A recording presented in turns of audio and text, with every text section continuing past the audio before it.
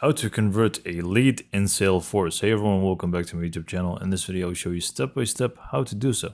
And it's extremely simple, so let's just go and get to it. I'm just going to go ahead and create a new lead because all of these are already converted. So I'm just going to click on new and create a new lead right away. So I have created tester tests here, and this is going to be my new lead. Now, if I want to convert tester tests here, all I need to do is really just click on tester tests. And basically, this is going to be the life cycle of the lead. So by default, it's going to be not contacted, just open.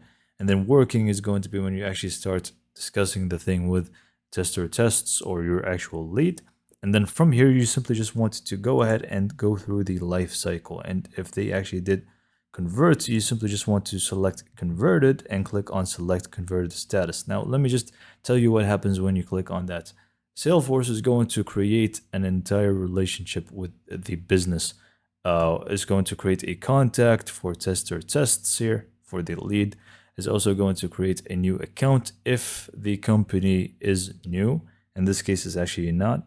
I've already used this account, so it's not going to do that for me. But if it's a new company that you're going to be working with, you are going to also, or sorry, Salesforce is going to create a new account for you automatically. And finally, it's going to create a new opportunity just simply by clicking on this button. So just click on select converted status. And now you're just going to go ahead and start with the account name or choose an existing account. In this case, it's this one because it's the same one.